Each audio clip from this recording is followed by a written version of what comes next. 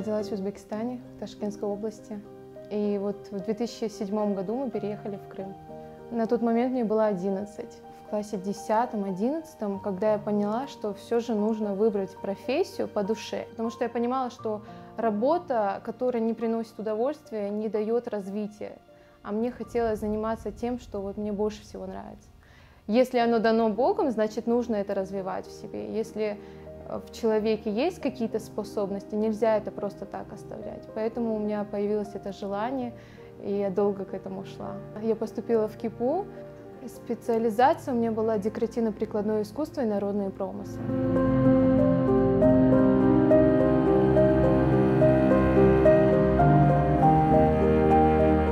Я в основном начала работать, затрагивая тему нашего народа.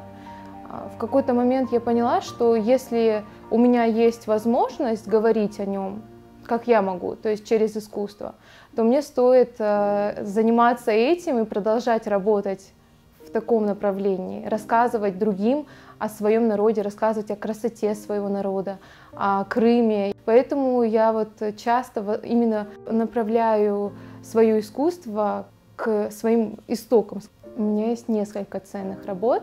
Одна из них, эта работа называется «Айнини».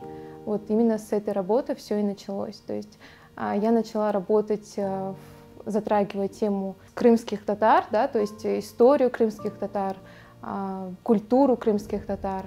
И вторая работа, это называется «Айлем».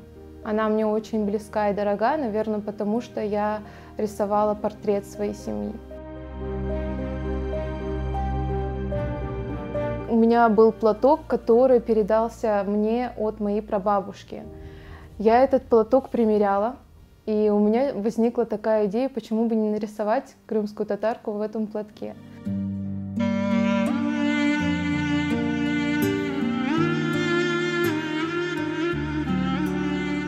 Тема депортации для меня очень важна.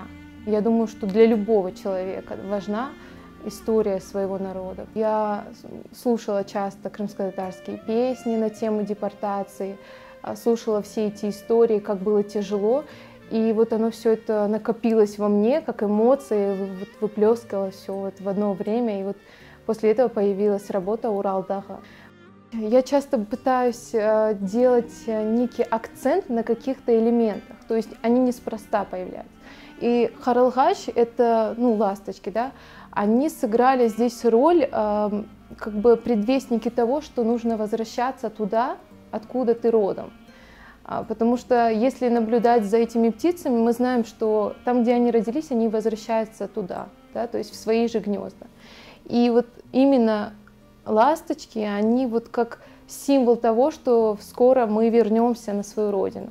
А девушка здесь сыграла роль, скажем так, родины, образ женщины, которая пережила горе, да, то есть наши все-таки матери, наши бабушки, они переживали огромную потерю, потому что умирали в дороге дети, мужья не были рядом, потому что были на войне. Ну и, конечно, я изобразила Урал-Дага, но я изобразила это такие высокие горы, не маленькие, но высокие, немножко такие сероватые, мрачноватые, как образ того, что впереди ждет что-то тяжелое.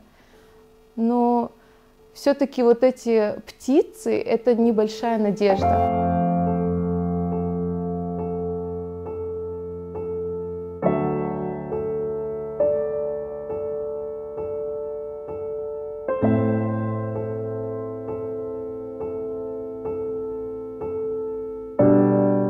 Все, что мне рассказывал мой дедушка, все, что мне рассказывала моя Анашка, Беташка и так далее, это все вот хранилось в памяти, и мне хотелось бы делиться этим. Дедушку вспоминаю очень тепло, потому что вечерами мы обычно собирались, и он рассказывал всякие истории.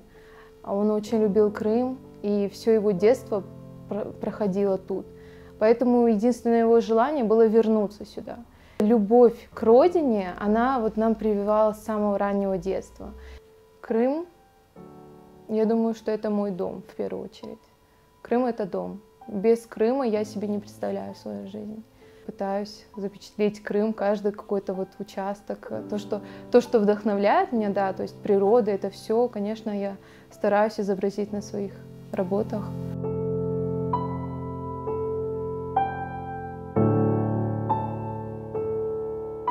Горы — это вот то, что мне нравится. Мне нравится просто вдохновляться ими, смотреть.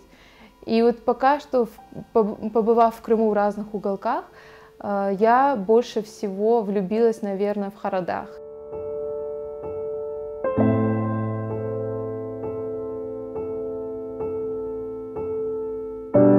Стремлюсь и работаю, пытаюсь где-то найти свой стиль, потому что я все же считаю, что я еще не нашла себя.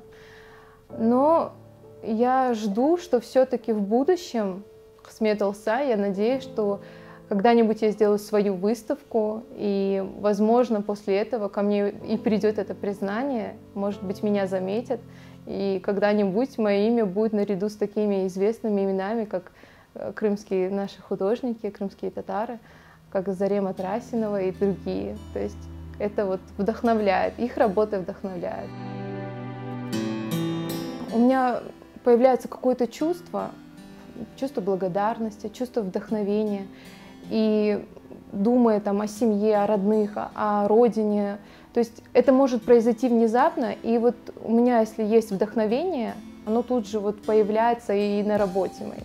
Чаще всего я люблю работать гуашью. Кроме того, я еще работаю акрилом. Акрил — это очень интересная тоже техника, можно наслаивать друг на друга, и она быстро сохнет.